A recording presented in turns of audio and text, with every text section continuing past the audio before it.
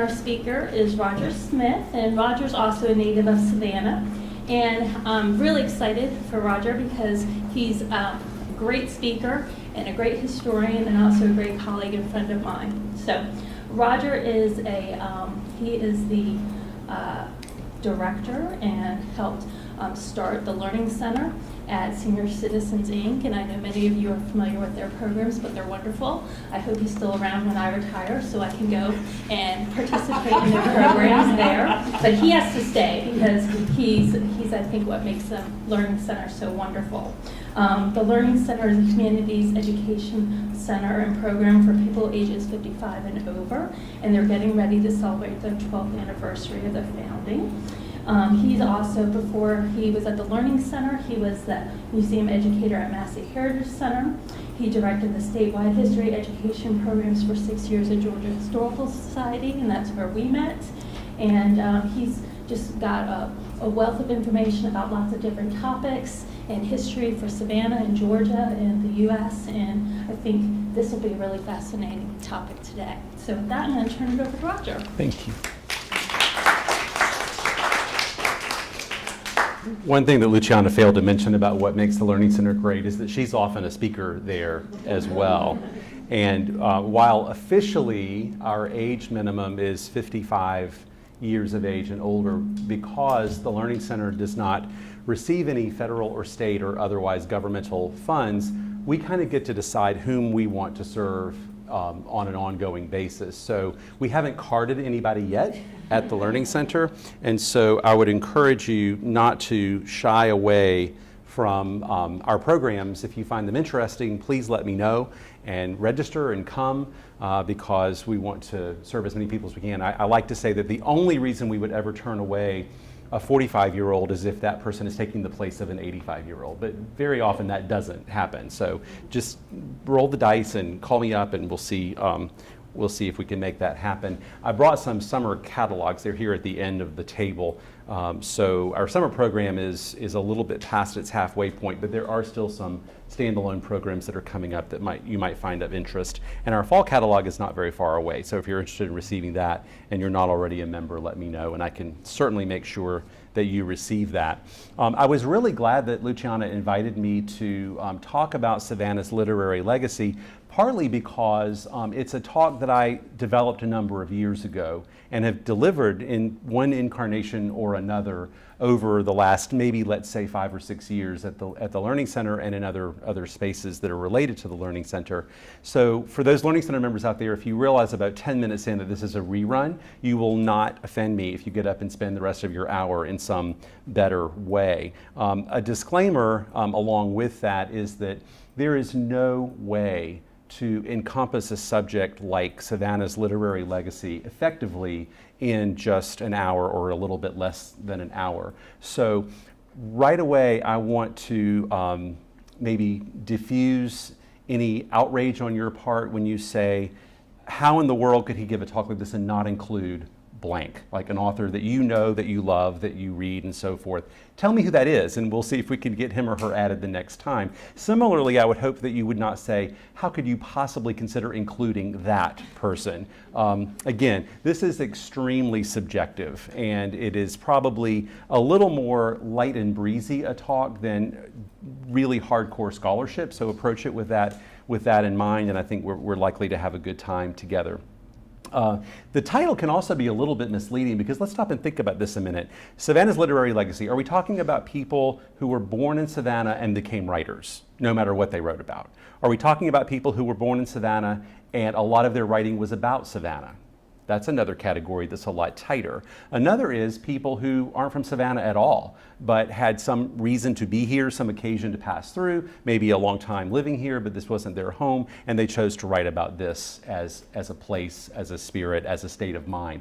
And the answer to that, to all those questions is yes. There's somebody who fits into each one of those categories, all right? Some perhaps more than others. And in one instance at least, there is an author Savannah claims, but who, as far as I know, never wrote the word Savannah in her writing. She wrote generally about the South. You probably already know who I'm talking about there, that Savannah loves to claim Flannery OConnor, even though we had her only for the first 11 years-ish of her life.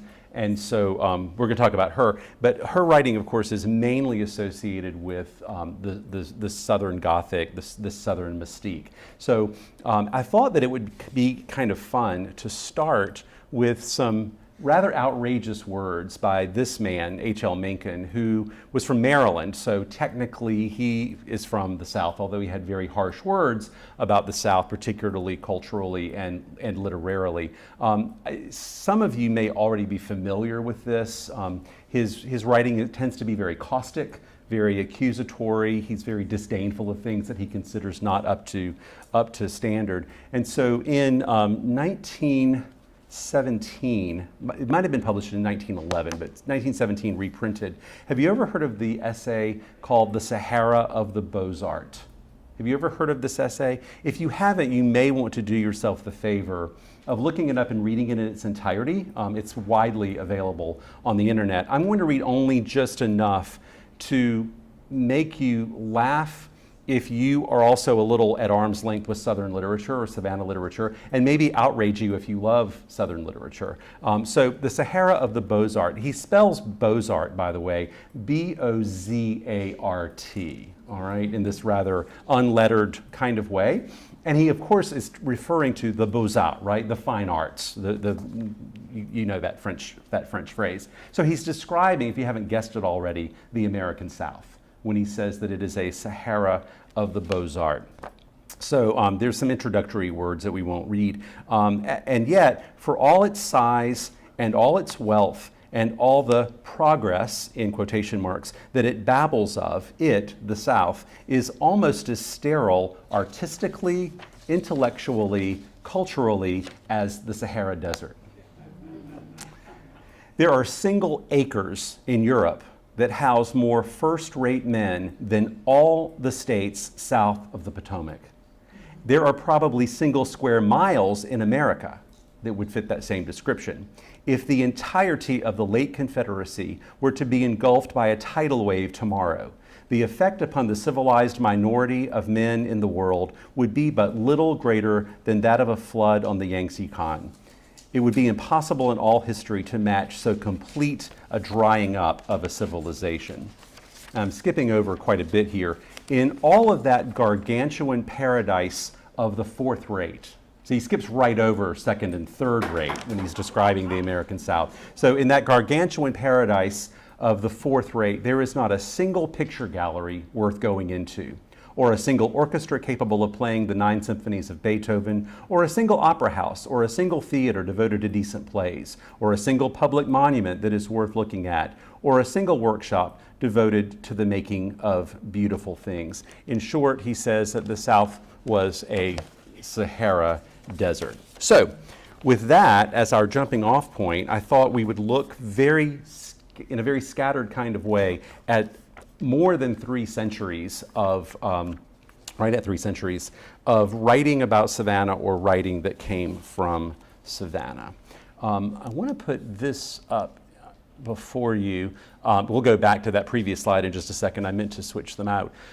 So I want to make the point, I had a very nice interview with a young reporter from Connect Savannah a week or so ago, and she asked just how far back the literature that I would discuss goes. And the answer is that it goes back to even before the 1733 founding of the colony of Georgia. Georgia was a very speculative project in the late years of the 17th century, mainly early decade or so of the 18th century. And there was quite a bit of promotional literature produced about this brand new colony that didn't even exist yet, called Georgia. And promotional literature is a nice way to say what? Propaganda, all right? So there were people in England who were writing about this idyllic place who had never been here and had very little basis for the opinions and the pronouncements that they were making. So I wanted to point you to this sort of old collection. This was published by the Beehive Press in 1972, but it still reads really great because it's all 18th century writing, called The Most Delightful Country of the Universe. and it's a compilation of a number of different writers and their voices, promotional literature of the colony of Georgia, 1717 to 1734. And the title piece in this that gives the collection its title is by someone you may be unfamiliar with, Sir Robert Montgomery, but he was writing in 1717 in a piece called The Margravate of Azelia. And the connections of that title go beyond the scope of what we have the ability to talk about today. But I just wanted to read to you the entire title of his 1717 piece. You know, the 18th century is known for its short, catchy titles that just roll right off the tongue. His title is this: A Discourse Concerning the Designed Establishment of a New Colony to the South of Carolina in the Most Delightful Country of the Universe, 1717. So it goes on for a bit there. But I wanted to also mention that this collection, and I've got my copy of it right here in front of me, includes writing by Oglethorpe himself. So we might have chosen him, and I'll show you a picture of him in just a second.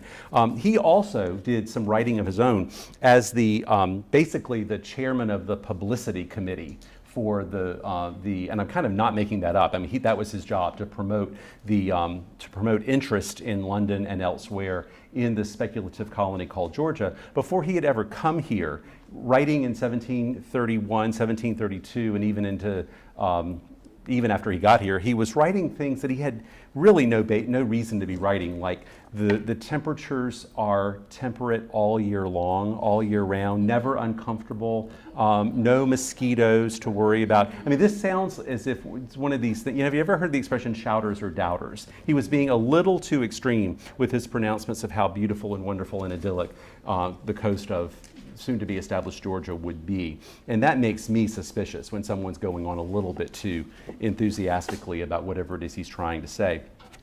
There's some more 18th century writing, if you were amused based on the temperatures outside at this particular time of year. I thought I would tell you a little bit about the second of Georgia's 3 colonial governors. You know, kind of count Oglethorpe as the first, although he was not officially in that capacity. But after the trustees relinquished their authority over the colony of Georgia, the colony reverted to the crown. And so we had a succession of 3 royal governors, the last of whom, Sir Richard Wright, was the most important, the longest serving, and really the most, the one who deserves most of the attention. But it's the middle one, whose name was Henry Ellis, who had something to say. Now, he wasn't being promotional at all. Coming up on the second of his 3 summers that he spent in Savannah, by the way, he was a bit of a dilettante and an amateur scientist, and he loved keeping records. He loved keeping track of wind speeds and wind direction and temperatures and so forth. So he reportedly walked around the dusty, sandy streets of Savannah in the summertime under a parasol to keep the sun away, with a thermometer hanging from a string from the underside of this parasol or this umbrella, so he could monitor the temperatures. And he wrote a rather verbose plea application to the king, asking if His Majesty might allow him, Sir Henry Ellis, to go to His Majesty's provinces in Canada for the summer, because, and I'm pretty much quoting here, because the people of Georgia breathe the hottest air of all the peoples of the earth. And this man was a world traveler. He had been to the equator, so I assume he knew what hot air felt like and tasted like. So there have been people who've been writing about this area for a really, really long time. Here is let me go backwards, sorry. Here is a selection of them. Of course, Oglethorpe himself, an account of Carolina and Georgia from the year of the founding, that's included in the collection that let me hold it up. I had a picture of it for you. This is what it looks like. You're welcome to look at this if you'd like after we get finished. On the bottom, George Whitefield. We don't maybe think about him writing that much about Georgia, but it was his influence in establishing the Bethesda Orphanage and his national and even international fundraising that brought Savannah and its orphanage project to the attention of a lot of important people. For example, Benjamin Franklin. So George Whitefield, preacher, gave great sermons, reportedly was able to speak to thousands and thousands of people and be heard in an era before amplification, and was very often directing people's attention to this project right here near Savannah. And the middle person, if he is not a familiar figure to you, I urge you to look into his writing. Again, one of these 18th century short and catchy titles, The Interesting Narrative of the Life of Lauda Equiano or Gustavus Vassa, the African. These are the two names by which he is known. And he writes with incredible detail what it was like to be brought from Africa in the Middle Passage and to experience enforced enslavement in the Americas. And he spent a period of time in Savannah. If you want to cherry pick his writing and read only about Savannah, that's not hard to do. It's short, it's brief, it's cruel, it involves physical abuse, and it involves imprisonment. So this was not a hospitable place particularly for people of color, whether they were enslaved or whether they were free people of color in late 18th century Savannah. This is a little bit off the subject, but I'll let you know that in recent scholarship, there is a lot of controversy about whether Equiano's writing about the Middle Passage was from his own personal experience as a youth, or whether it is an example of verisimilitude, meaning a really accurate and sharply focused description based on oral descriptions that had been given to him. In other words, there is some question about whether he was born in Africa or whether he was born in the Western Hemisphere. I know that matters a lot to a lot of people who've built scholarship on this. For my money, the description of the Middle Passage is equally compelling, no matter what the exact origin was. That's one person's opinion. So all of these people are people who directly or indirectly wrote about Savannah and about the coast of Georgia. We're going to take a jump now into the middle of the 19th century, still in the antebellum period, and I invite you to remember that Savannah, slavery, the oppressed condition of people of color, all very much still in play when a man named William Makepeace Thackeray visited Savannah. And he visited Savannah twice in the 1850s. If he is unfamiliar to you, let me help you a little bit. He wrote Vanity Fair most popularly. He was a novelist. He is a novelist to our memory, and he is best remembered in our time for the novels that he wrote. But let me broaden your image of him just a little bit by telling you that he was a wildly successful lecturer.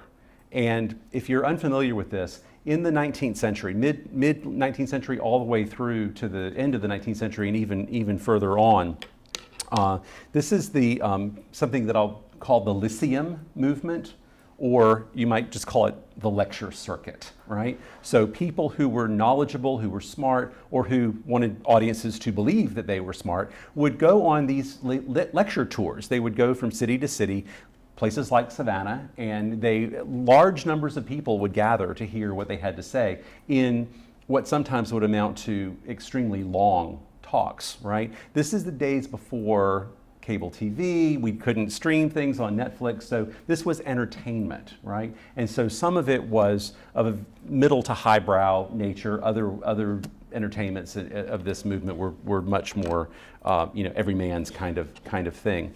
So I thought that you might be interested in hearing this is not from a speech or not from one of his lectures. Instead, it is from a letter written to an acquaintance back in England whose name was Kate Perry.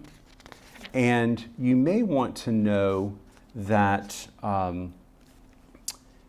William Thackeray was a guest at the home of Andrew Lowe. And so the Andrew Lowe house, Colonial Dames, the square, Lafayette Square that we're talking about. So on the Feast of St. Valentine, written from Savannah, Georgia, he writes, this welcome day brought me a nice long letter from KEP, that's Kate Perry, and she must know that I write from the most comfortable quarters I have ever had in the United States. And I think I have a quote up there. In a tranquil old city, wide-streeted, tree-planted, with a few cows and carriages toiling through the sandy road, pay attention at this point, a few happy Negroes sauntering here and there, a red river with a tranquil little fleet of merchantmen taking in cargo and tranquil warehouses barricaded with packs of cotton.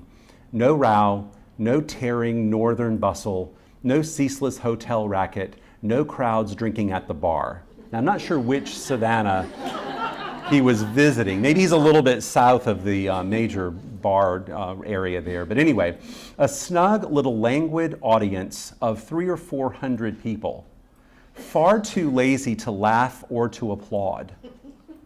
A famous good dinner, breakfast, etc., and leisure all the morning to think and do and sleep and read as I like. The only place, I say, in the States where I can get these comforts, all free gratis, is in the house of my friend Andrew Lowe of the great house of A. Lowe and Company, cotton dealers, brokers, merchants.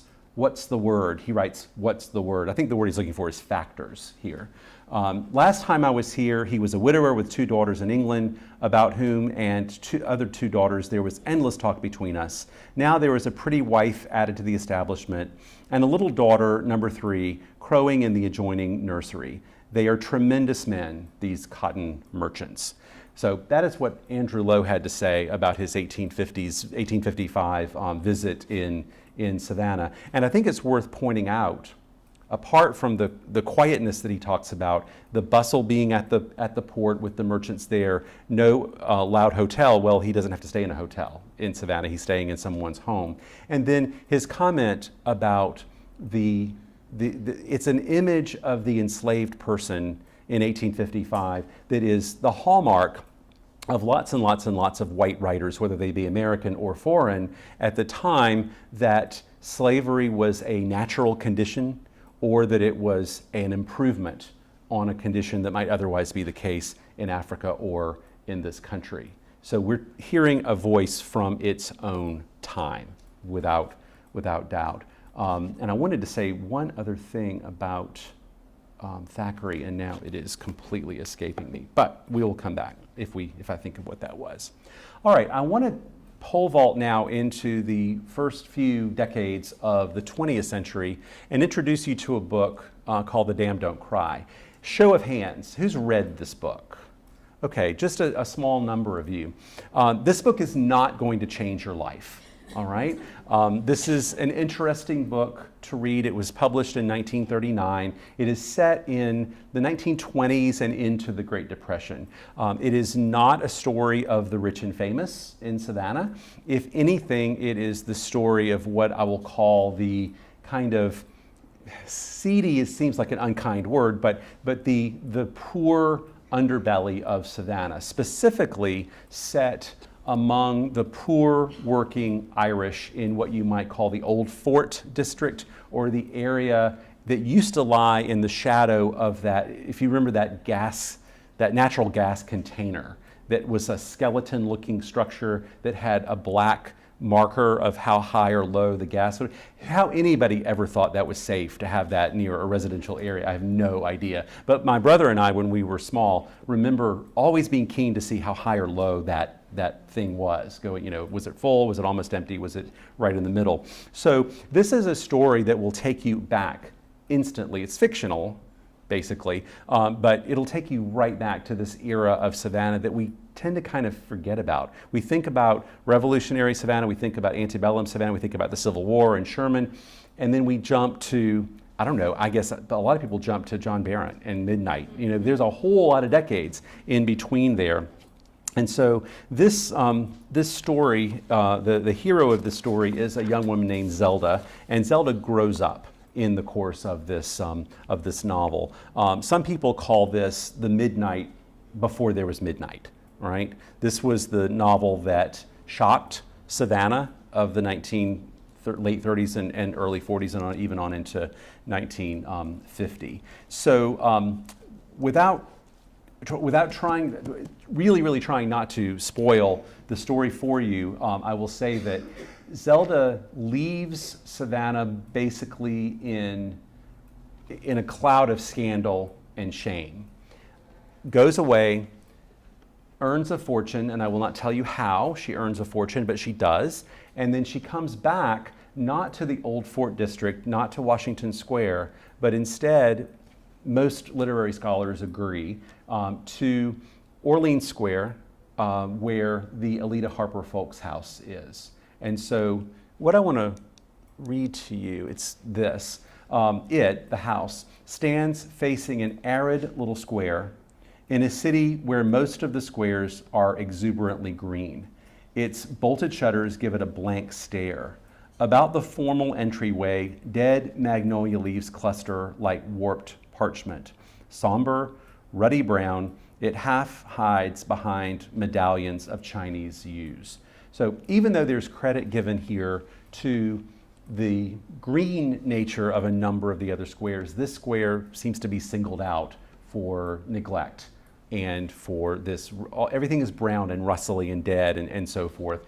And so Zelda, in her own way, is going to breathe new life into this house. And the reason that I like this particular quote is that we have to be reminded of a time when Savannah didn't always value the real estate that it has, right? The squares. We're reminded of a time when some of the squares were paved through for emergency vehicles to go through, that at any moment in this era and later, as Savannah and Georgia and the South were trying to pull themselves out of the Depression, I think at any moment in time, Savannah's city leaders might happily have traded 3, 4, 5 squares for one high-rise building, like Jacksonville, Florida was getting, right? So there is some brilliance in being left behind when that's what you're being left behind from, right? Someone I knew a long time ago and loved quite a lot told me, she hired me and gave me a wonderful opportunity. She said, prosperity builds cities and poverty preserves them. Think about that for a second, right? If business interests are not grabbing tooth and nail to establish themselves in your city because it's too poor, it means that nobody's tearing down the built environment that is there. And maybe somewhere along the line, people or a person will have the idea that preservation is a good ethic. There's a lot more than a preservation story to The Damned Don't Cry. I'm not recommending it to you only because of that, but it is an interesting book and I would encourage you to read it. I've already alluded to this next author, Flannery OConnor. She was born at the old St. Joseph's Hospital, the one on Whitfield Square, on the site where the Rose of Sharon apartment building is today. And I don't know, how many of you remember that hospital? That's where I was born as well. And Jane Conn was born there too. Oh, wow, we should start a club. That would be fun.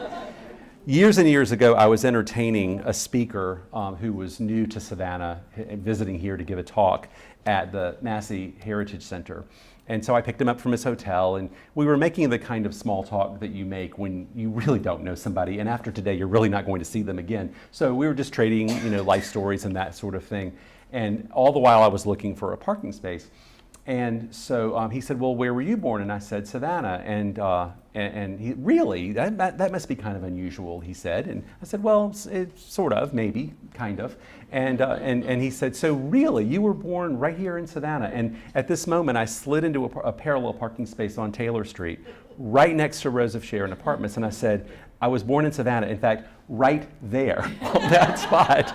And he looked and said, "Is that a hospital?" And I said, "Not anymore." And I told the story of the teardown. And when was that? 69, 70, 71, something like that, right around the turn of the 1970s.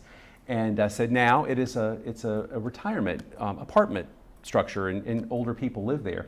And I hope you won't take offense to this, he paused just like a beat and a half, and he said, "Well, I guess if you play your cards right, you could die there too."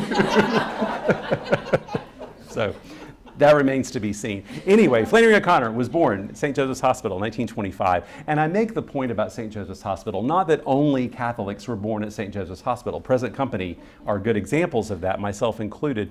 But she was whisked then right away to her childhood home on Lafayette Square in a house that is a wonderful reinterpreted museum site today.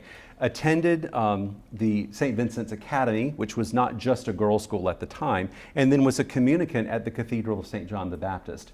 The reason I give you those details is that her entire world revolved around this Savannah Irish Catholic experience. Now, don't mistake Flannery O'Connor's Irish Catholic childhood experience in Lafayette Square with the one I was describing with the Damn Don't Cry. Those were two different populations, right? There was the lace curtain Irish, like Flannery O'Connor, and there was the working class Irish, like in Washington Square. And my friend Carl Weeks, who has done a lot of research on this kind of thing and written several books, he said that the lace curtain parents didn't let their sons play with the Irish of Washington Square because those little boys would come home with bloody noses, right? So there was a real separation, but literally in the shadow of the cathedral and of St. Vincent's School, this was Flannery O'Connor's world.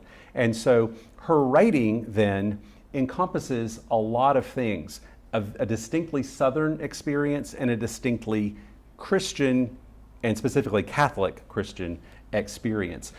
This collection, A Good Man is Hard to Find, is definitely her most famous, and this is what puts her on the map with most people. There are a couple of novels that take a little bit more effort to wade into. I'm not recommending them, but if you're looking to get acquainted with Flannery O'Connor or to get reacquainted with Flannery O'Connor, this collection of 11 stories is what I would point you to. And of course, A Good Man is Hard to Find is definitely it's the title one and it's the most famous one. I mentioned that she is heavily associated with what I will call the Southern Gothic or the grotesque.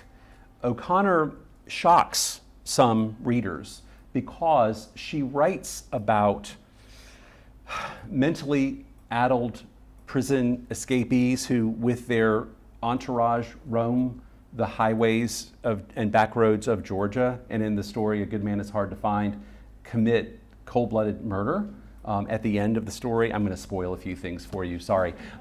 In another story in this collection, there is a young woman in her 30s who likes to make people think that she's a lot younger than that, but she isn't. She is unmarried and she walks around just basically angry at life. She is an atheist, and of course, in Flannery O'Connor's Christocentric world, that's a problem, right? And so the character, whose birth name is Joy Hopewell, how do you get better than that, right? But so angry at the world and at her life is Joy that she legally changed her own name to what O'Connor describes as the ugliest name that she could think of, which was Hulga, right? Not Hulga with the, so she's often known in the story as Joy Hulga with a hyphen. So I was talking about the grotesque and so forth. In this case, Joy Hulga is an amputee. She walks around with a wooden leg. And I won't tell you what happens with Joy Hulga and her wooden leg as time goes by. You'll want to read that for yourself.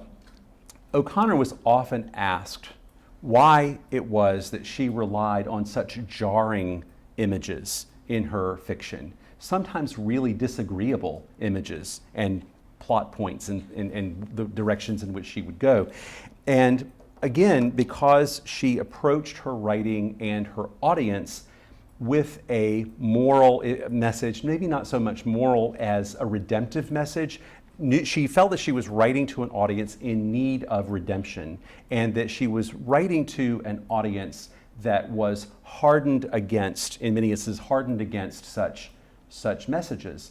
And so to bring that moment of grace, she would put it, to the attention of a lull to sleep readership, she felt that she needed these jarring images and storylines to wake them up.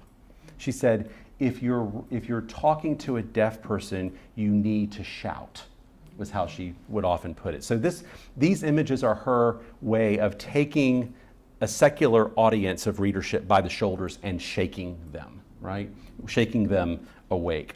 I don't know all of this because I'm particularly smart. I know all of this because O'Connor was nice enough to write companion pieces to her fiction in the form of letters and occasional prose. So to read, for example, the letters of Flannery O'Connor as collected by her friend Sally Fitzgerald in a book called The Habit of Being is to have almost a Flannery O'Connor manual, right? You can read these nonfiction pieces, these letters in this case, and get great insights into O'Connor's worldview. And these unlock a lot of what might otherwise remain a mystery in some of her fiction. I want to show you also another piece of nonfiction collected again by her friends, the Fitzgeralds, and this was published posthumously. You see, O'Connor died at a very young age. She was only 39 years old. She died of lupus, which was a hereditary illness. Her father had it, died of it, and so our O'Connor inherited this. So she died quite young, and so a bit of her writing was published after her death. And I wanted to put this up because Mystery and Manners, Occasional Prose is where the next quotation that I want to share with you comes from. And it's a wonderful essay. When I say occasional prose, these are essays, but also there are a lot of lectures in here. So occasional means written for an occasion, right?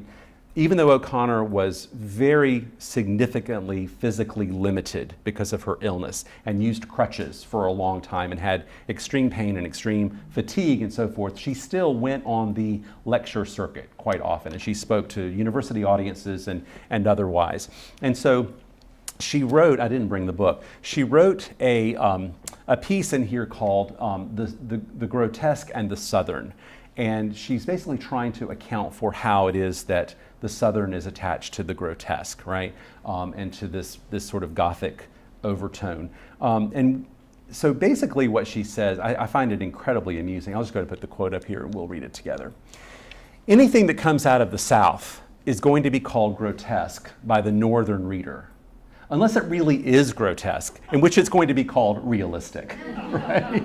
So she believed that from a regional standpoint, that a larger and extra Southern readership is going to make certain assumptions about the South, and by extension about Savannah, I suppose we could say, and that they're going to just assume that anything that comes out is going to be awful and grotesque and terrible, unless O'Connor says it really is, in which case they're not going to get it at all. They're going to call it realistic. So there's that. Just on the way here, I was listening to NPR, and Georgia Public Broadcasting, Georgia Public Radio, was doing an interview about the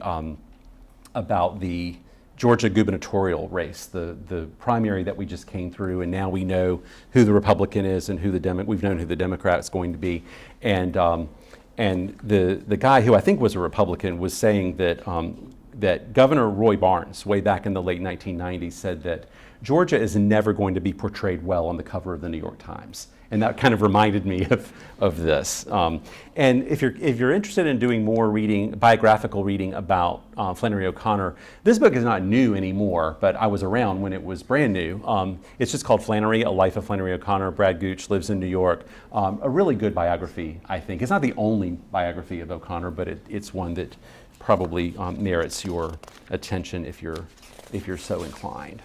Okay. We're doing fine on time.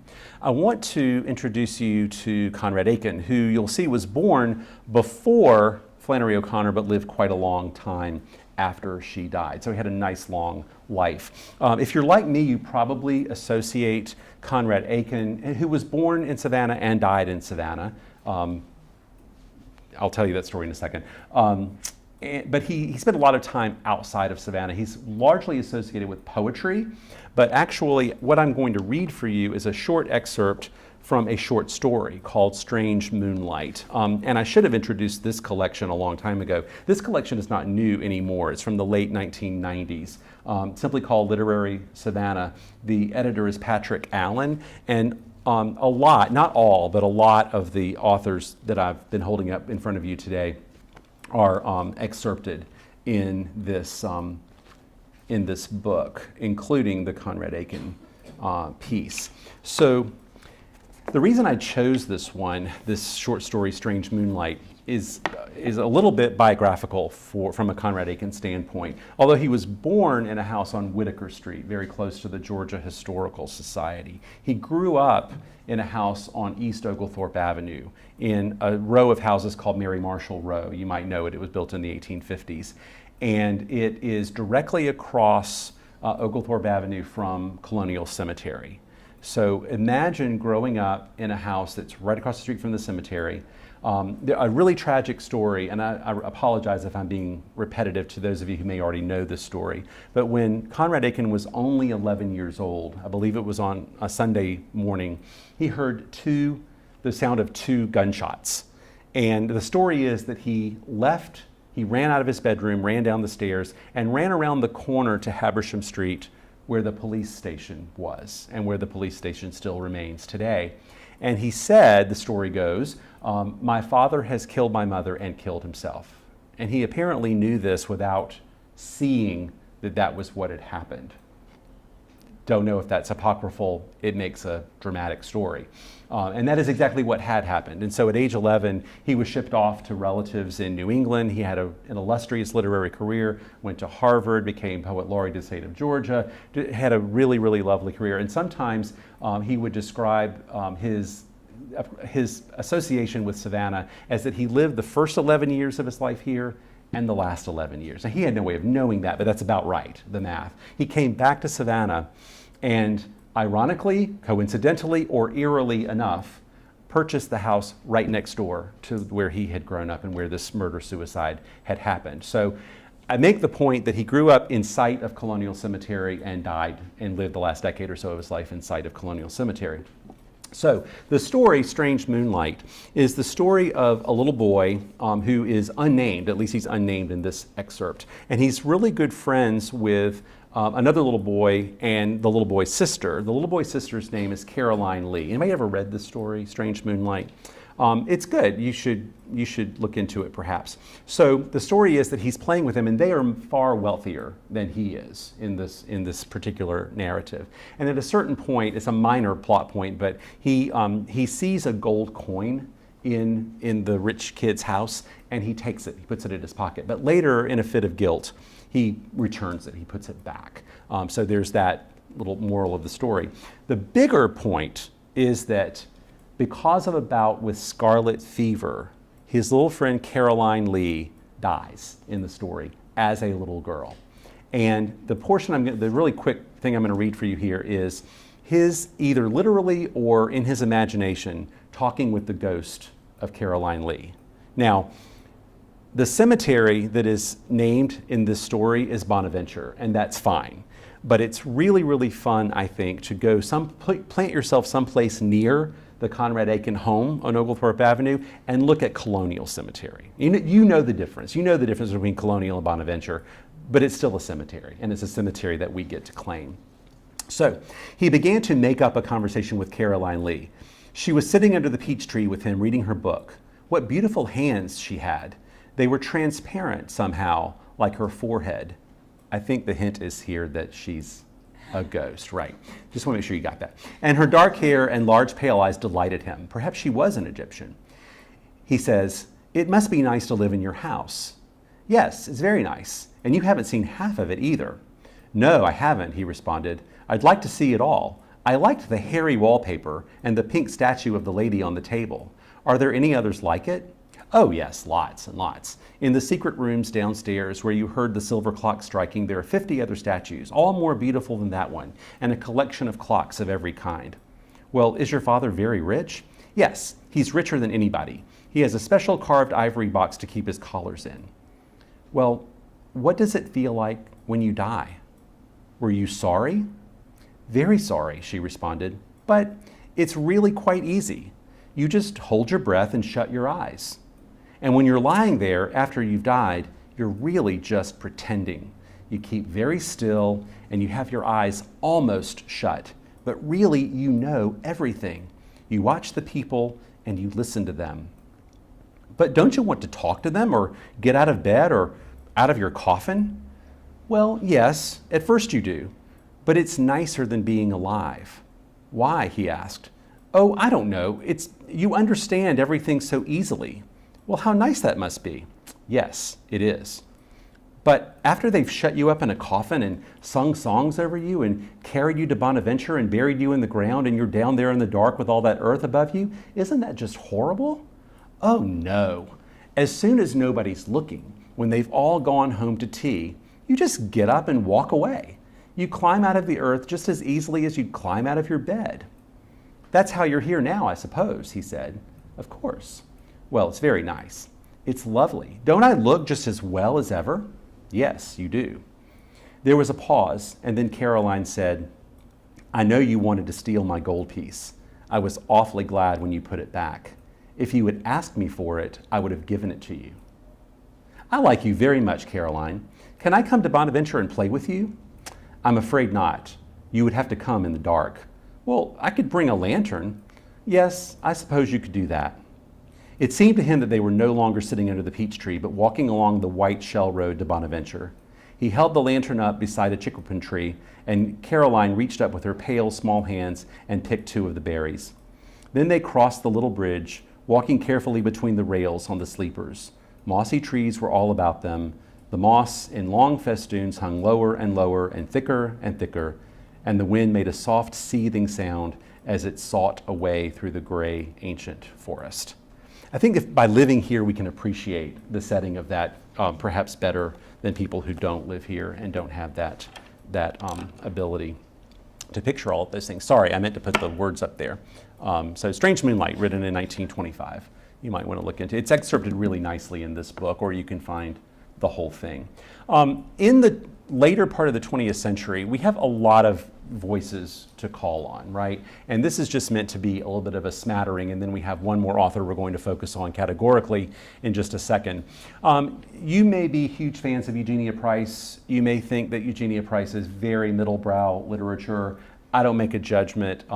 She put Savannah on the map before Midnight did, I would say, in our own time. So Savannah, reaching all the way back to 1983. I remember reading it when it first came out. And then, of course, she made a bit of a cottage industry out of that with 2 more books or 3 more, but there's a total of 4, I think, of the Savannah series. And this, of course, is all after she had brought quite a lot of attention to the Golden Isles. So there's a whole other section of Eugenia Price fiction that takes place down there. Rosemary Danielle, you can't ignore her existence here. She's an active writer, and as I understand it, still hosts women writers. Is it just women writers or women and men? Okay. I've never met her before, but a really active nurturer of working writers.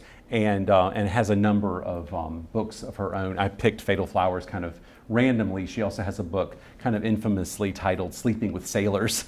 So there's that. And then, of course, the book that probably doesn't need any introduction at all, and we're not going to spend any time on it at all today, but Midnight in the Garden of Good and Evil. I would say that in some ways, Midnight in the Garden of Good and Evil exposed 2 different Savannahs, but I don't mean that in an entirely racial way. But have and have not, a heterosexual, homosexual, there were all kinds of different this and that in the writings that we find in Midnight in the Garden of Good and Evil. Probably all of us know personally or by reputation somebody, or maybe more than one person, who was highlighted, held up, probably unfairly, you might say, in this book. My friend, the late Lee Adler, used to describe, because he and Emma are not portrayed very kindly in Midnight at all, and Lee, very graciously and with a laugh in his voice, would often call this book a literary drive-by shooting. So take that for what it's worth.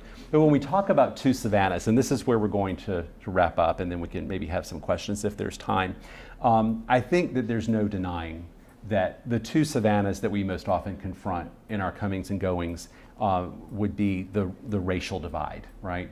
The white Savannah, the black Savannah. And there are moments and there are places where people meet and join and mingle incredibly successfully.